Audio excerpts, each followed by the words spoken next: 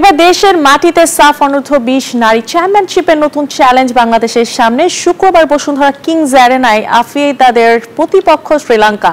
এই টুর্নামেন্টে শিরোপা ধরে রাখা এখন দেশের মেয়েদের মূল লক্ষ্য।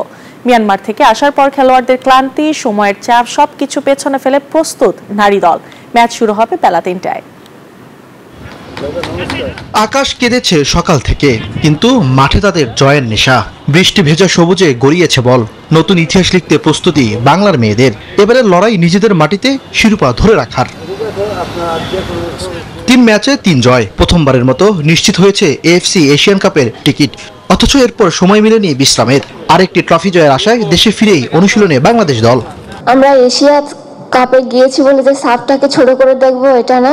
সাফ আমাদের স্বপ্ন ছিল আগে আমরা সাফ জিতবো, তারপরে এশিয়া। তো সাফ জিতছি, এশিয়া কাপ জিতছি, এটা বলে যে সাফ খেলবো না এটা তো না। আমরা সাউথ এশিয়ার লোক, আমরা সাউথ এশিয়া খেলবো। ভারত নাম প্রত্যাহার করায় বদলেছে টুর্নামেন্টের ফরম্যাট। এবার প্রতিটি দল খেলবে একে অপরের বিপক্ষে 2 বার করে। সবচেয়ে বেশি পয়েন্ট পেলেই ট্রফি জয়। এই টুর্নামেন্টটা নিজেদের প্রমাণের চেয়েও বড় সুযোগ। তরুণ মেয়েরা এখানে নিজেদের মেলে ধরার মঞ্চ পাচ্ছে, এটাই সবচেয়ে গুরুত্বপূর্ণ।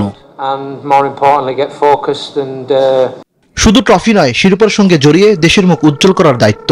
দেখার অপেক্ষা বৃষ্টি ভেজা সকালে শুরু করা মেঘ সরিয়ে কতটা আলো ছড়ায় বাংলার নারীরা। ইমরান হোসেন, নিউজ 24, ঢাকা। এক্সট্রিম মশার কয়েল প্ল্যান্ট ফাইবার দিয়ে তৈরি, তাই সহজে ভাঙে না, সুগন্ধিযুক্ত ও নিরবিচ্ছিন্নভাবে জ্বলে। ডেঙ্গু, চিকুনগুনিয়া বাহি সহ যে কোনো মশার বিরুদ্ধে দেয় এক্সট্রিম সুরক্ষা।